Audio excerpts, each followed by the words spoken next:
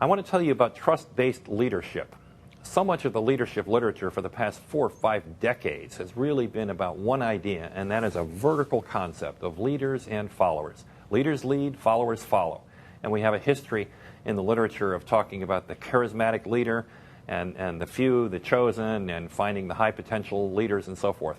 Well, the world has changed, and the literature on leadership hasn't quite fully caught up with it yet. But basically, the world has gone from vertical to horizontal.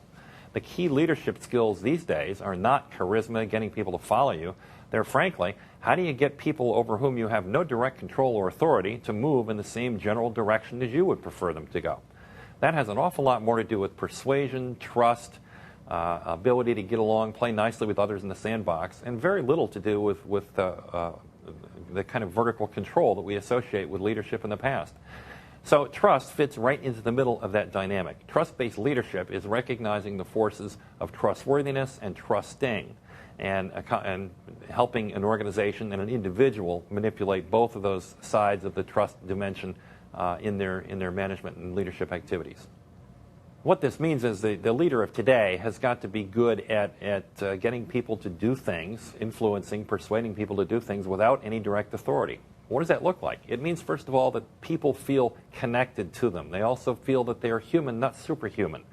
People have to feel that they are paid attention to. The skill of empathy is critical. We hear a lot of this has been talked about. It's just never been consciously placed in the rubric of leadership. Empathy is one. Another one is vulnerability. People recognize leaders as human beings, and we're enormously impacted by them.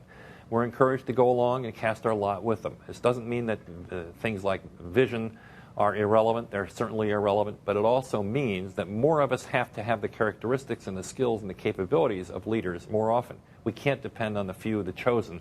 We've all got to learn how to get better at this and step up at the appropriate time and learn to develop these skills. So one thing that means for leadership development is there ought to be a lot more leadership development programs out there, because a lot more people are going to need those skills in the future.